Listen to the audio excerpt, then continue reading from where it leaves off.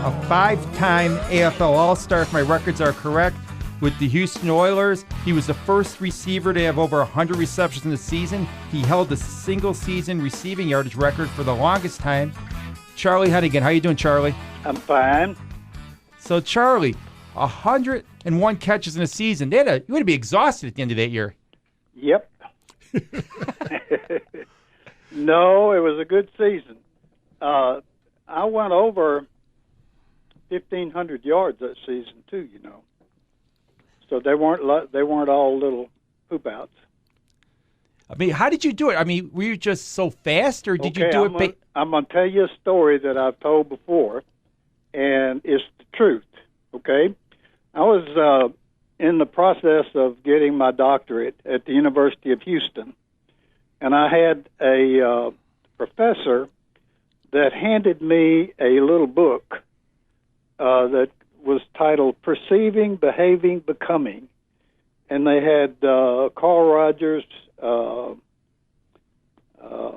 Arthur Combs, 4 psychologists were charged by this group of people that said this is what we need to be getting our kids into. And it was designed to basically help you be the best you can be. And I was introduced to a lot of concepts that helped me get on, into the zone. That's well enough known.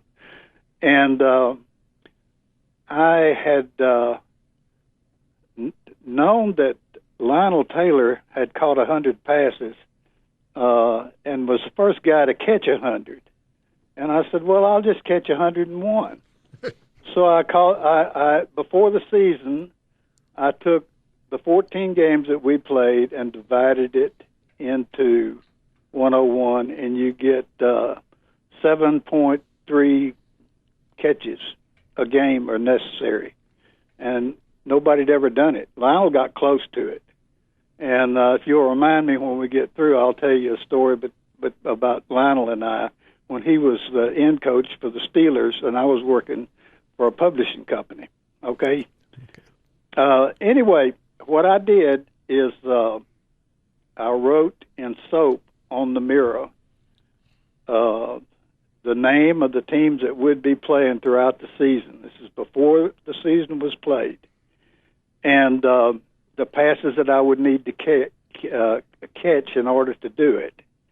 And as the season progressed, I would up it or lower it depending on how many passes I'd caught.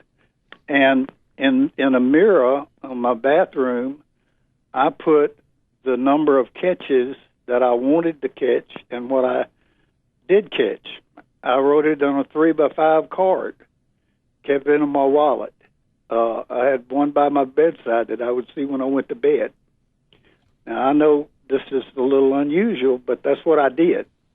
Well, to shorten the story, I was the media picked it up 3/4 of the way through, and our last game was with the Denver Broncos, and Lionel Taylor was playing with Denver, as just a matter of fact. And my first end coach, a guy named Max Speedy, was the head coach for the Broncos. And we had a guy named Jim McLemore who was a publicist, and he said, Charlie, when you catch the 101st pass, see if you can be on our sideline.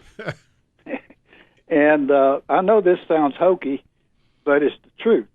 And right before the half, I caught the 101st pass, but I'd been in a hurry to get there, and I was offsides. And so early in the third quarter, I was thrown a slant pass, which I caught, and about the same time I caught the ball, the safety and the corner arrived. And so the picture wasn't very photogenic because it was all legs and arms and all that other stuff. But that was the 101st pass, and it was in the middle of the third quarter. Now get this. The next quarter and a half, I didn't catch a single pass. I dropped one in the end zone that, was a cinch. and I just set my goal too low. But that's the story, the 101 story. Now, these index cards, did you give copies of those to George Blanda?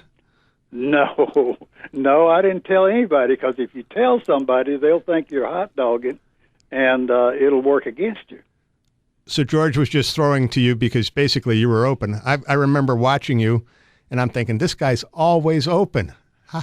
Well, we knew each other really, really well. And the things that I learned about separation, I don't see that now. And a lot of that is because of the nature of the game. Harrison, that played for the Colts, he was probably the last guy that I saw that was really good, other than Jerry Rice. Jerry Rice has no peers. He's the greatest receiver ever to play, in my opinion. So one of your teammates on the Oilers, Charlie Toller, you guys were in the same high school team? Same college team. Same college team. Yeah, I went to LSU on a track scholarship, transferred out mid-semester my sophomore year, and played there for 3 years. And Charlie Toller was the fullback, and I was a running back. I didn't even know what a receiver did, but I could catch a football. And I had good speed and good endurance, and that had a lot to do with it. Did you think of playing football at LSU? That was about the Billy Cannon era, right? I did. I was ironically enough, I was 25 before I ever went to the pros.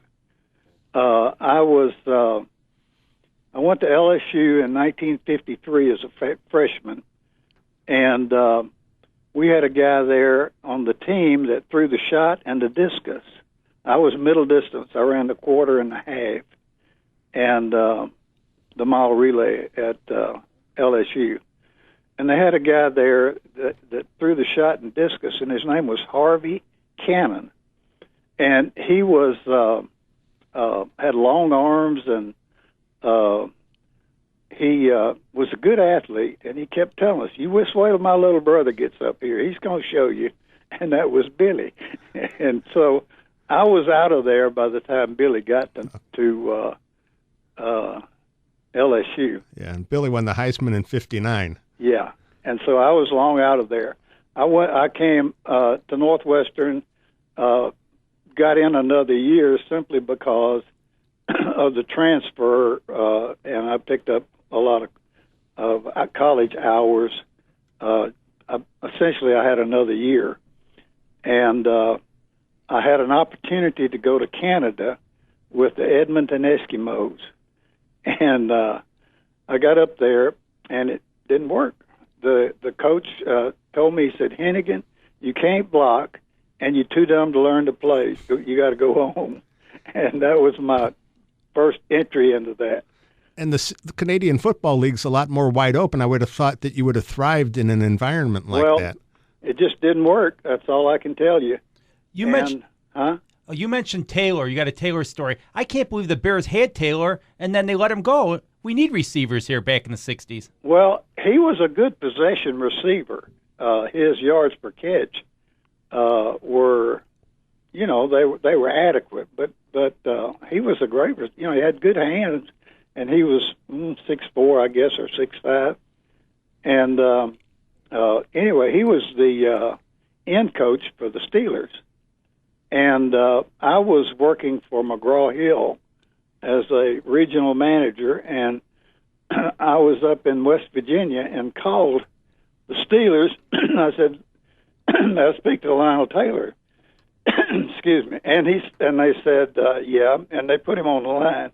I said, "Lionel," I said, "you got a seat for me?" And he said, "Come on." And so I sat with them at the game and stayed over that night. And it was cold up there, and he had the bed stripped down to just one cover sheet. And he said, "You son of a bitch, now I'm going to let you sweat a while. Get out of there." He said, you broke my record. I said, no, it's my record now. But we had a fun time. How would Charlie Hennigan in his prime do today in the NFL game, do you think? That's a good question because, I had good speed, and I got better as I got older as far as quickness and things. And I had a guy named Dub Jones, whose son Bert played, and he was with the Cleveland team, as was Max Speedy. And they focused on finesse. And so, if you can isolate me, I would get open. Nobody could cover me. I can't believe you're not in the Hall of Fame. I see all these campaigns to get you in, and I think you should be in. Well, I appreciate that, and it's a real compliment. And one of the reasons is that for some reason it's been difficult for the NFL to recognize AFL-only athletes.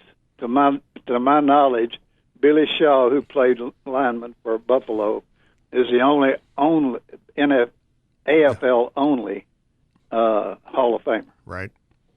And Lance Allworth and I are good friends, and Lance studied my film when he went to the Cowboys.